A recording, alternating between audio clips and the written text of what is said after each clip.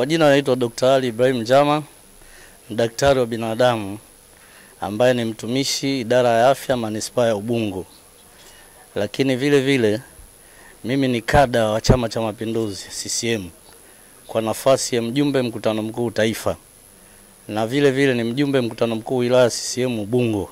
Leo nimekuja hapa baada ya kujipima na kujitathmini, nikaona uwezo nao, sifa nazo, nia nayo na nguvu ninayo kuweza kuwa mbunge wa jimbo la Kibamba, ambapo aliopo na mheshimu, lakini tunaenda kwenye kinyang'anyiro kingine ambapo tunaenda kushindana kwa sababu CCM haina mwenyewe.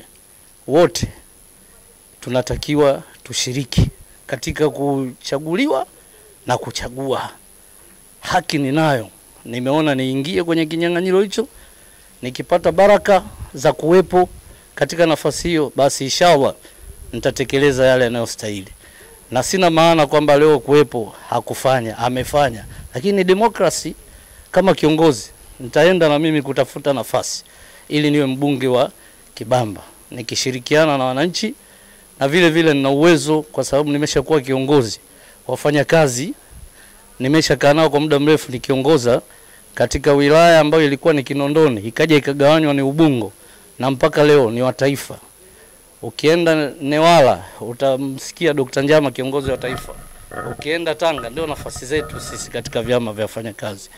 Kwa hiyo kwa mantiki hiyo nimeweza kuja bila kushurutiwa kwa mimi mwenyewe, kusema ni thubutu, nitie nia niweze kuwa mbunge. Na nitakapokuwa mbunge basi inshallah yale ya kutekeleza yote tunaweza tukatekeleza kwa kushirikiana.